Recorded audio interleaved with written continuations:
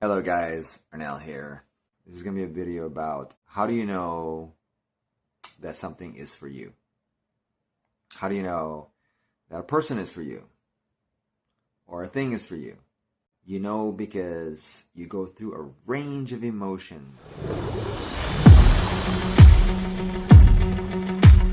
You go through like an emotion of like doubt. You go through emotions of, is this for me? Is this meant for me? Can I really have this? And you persist in your mind, and this is where your mental diet comes into play. Like how strong are you mentally to keep the faith going, to keep the same mindset going, to say the same, affirm the same thing every day with feelings, with emotions, with all your senses, and doing it until it actually manifests. And that can take, especially the big things, it can take months. It can take, I was going to say, first start off saying it could take weeks, it could take days, it could take weeks, it could take months. And it can even take years for it to manifest in your life. It just depends on where you are in life too, energetically. Because it's not like you're creating it. It's more about you shifting into that faith. Because when you break it down, how many times in the day do you think about it consistently the same way? Probably not very much. You probably don't stay consistent with your thought about experiencing it, about having it 100% exactly the way you should to manifest it. Doubt creeps in. You go through a feeling of like, maybe it's not for me. Maybe I just don't have the resources. Maybe it's just the wrong time. All those limiting beliefs comes pouring into your mind. And it's because we're focused on now, like what's happening now in our 3D reality, which is a manifestation of basically your past vision of you and where you're at in life. Like today, where I'm at right now is thoughts and visions I had yesterday and the day before yesterday. And I haven't been holding the thought of having or being in that state where I have whatever it is that I'm desiring. Because in doing so, you would have to pretty much stay at home or be in a meditation room meditating about it 24/7, because you would have to be in that frequency quite a bit more than not being in that frequency. Like you would have to be 55%, 51%, which would be 1% more of you being in that state, in that frequency of already being there than of not being there. Do you follow what I'm saying? Right? So it becomes very challenging to do so every day until it comes up, until it shows up. So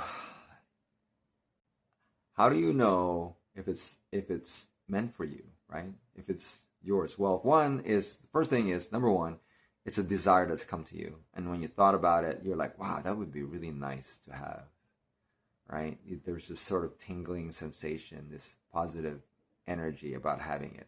And then the other thing, what I would say is, if it keeps coming up when you're not even thinking about it, like, or when you're not even intentional about it, thinking about it, it just comes up, then you know that's also a second reason why it's meant for you to experience or have. The third thing is, when you want to give up, like when you're like, oh, no, maybe this is not worth it, right? The range of emotions that you're going through is not worth it. But when you start to let go, when you do let go, or when you say, forget it, and it comes to you, the thought comes to you of being there or having it or being with that person. And it's a good feeling. Like when you start to daydream about being with that person or experiencing that thing or being in that place, because it could be a dream place, a dream vacation. It could be you living in this amazing place. And when it comes up, just kind of naturally, and you catch yourself daydreaming about it, and then imagining it, being you being there, that's when you know that it's meant for you. And then you just can't get it out of your mind. Maybe that's the fourth thing. Right? You just, no matter what you do, it just keeps coming up. And you may be mad, you may be upset, angry for having it, but trying to let it go and it coming back to you, and then you finding yourself really just reminiscing. Well, not reminiscing, because you're not reminiscing, because reminiscing is something in the past. But then you start to, daydream about being there, having it, or being with that person, and it feels so right, then you know it's meant for you. It's meant for you to have, to experience. So what do? You just surrender. You just say, you get to the point you get just tired. You just get exhausted of fighting it.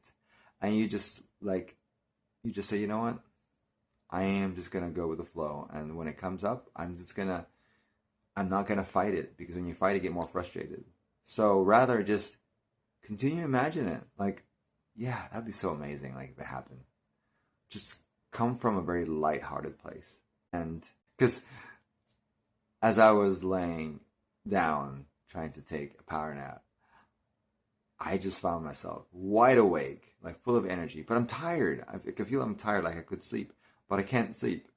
And I started to think about this thing that I wanted, and felt good thinking about being there and having it and being with that person. So I'm sharing this with you because I know that you all who are in the manifestation community, wanting to manifest someone, something, someplace in your life, and it hasn't come through yet, or is in the cusp of manifesting, or what it is that you're desiring. Hang on. But yeah, so what did I say? But yeah, I was laying there thinking about it, and then realizing that if you stop, here's another reason why. Here's probably the fifth reason why. Here's the fifth reason why it's meant for you. Giving up on it, giving up on your desire and that desire, you feel a sense of sadness. You feel a sense of loss. And that's when you know. Giving up on it, giving up on your desire and that desire, you feel a sense of sadness. You feel a sense of loss. And that's when you know. That's when you know you have to be persistent, and you need to pursue manifesting until it shows up in your life, until you shift, more technically, until you shift into that state where you're in that place, or you have that thing, or you're with that person. And that's all I can say and encourage you to do, is just to keep persisting and just keep visualizing. I mean, it's actually to look at it as a creative process of imagining the ideal life you have with that partner, or the ideal experience you have when you have it. If it's that dream car, when you're driving it, when you're in that dream house, you're in that beautiful house, and how you're going to live inside it, who the people you're going to entertain, the family members are going to be in it, that are going to experience it with you, the holidays in that house, or dream vacation, how it's going to feel like being in that awesome place and seeing and exploring the things that you want to see on that dream vacation. So, or even just having wealth. What are you going to do with that money, or having that abundance in your life? Who are you going to treat? What are you going to experience? Where are you going to go? What are you going to travel? What are you going to buy? What are you going to do? So imagine, like, if you drop it, if you drop whatever it is, your life kind of gets a lot more gray. It's not as colorful without having that desire. I mean, yeah, you can shift to a different desire, and that could then continue to nurture your story. But you know what I'm talking about when you have been doing this for a while, when you've been wanting something and you giving up on it, it just feels like you're giving up on yourself. So don't give up. I am not giving up. No matter how much I try to give up on this thing that I want, I can't. No matter how much I entertain something else, it just doesn't feel the same way. That's the other thing. That may be the sixth reason why. Whenever you try to entertain something else or replacement and it doesn't feel the same, not as great, not as exciting, then you know that this is something that's meant for you to pursue, to have. It's already yours. There's already a connection. That's why. So you're in that bridge of incident, as Neville Goddard would say, as we say in the law of assumption community. So the end state is already there with you having it. And so you trying to get off that path or disconnecting from that end state that you already have, it that's been divinely provided for you, doesn't feel good. Doesn't feel good when you disconnect from it. When you try to like go a different direction, when you give up on it, when you try to give up on it, it just doesn't feel good. So if you like this content, if you like my energy, if you like the way I am sharing the law of assumption and the topic of manifestation, which it's actually shifting more or less. I think it's more about it should be law of embodiment, because it's all about embodying that version of you, right? It's being in that state. That's the practice. That's the actual technical practice of manifesting that which you desire in your life. Anyway, if you like what you're seeing and hearing on this channel, subscribe, follow me, and I would love to hear from you. I would love to also help you with any manifestations you've been thriving to manifest in your life. I would be more than happy to help you.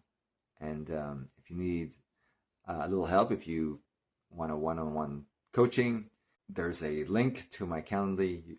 Book a discovery call. I would be more than happy to unravel what it is that's keeping your manifestation from happening, from you shifting into that state in which you already have it. All right, guys, please share this with anyone else who you feel this would resonate with and help them. Remember, you are loved, cherished, adored, admired, and you are magnificently created, and you're very powerful. I love you guys. Till the next video, you take care of yourself.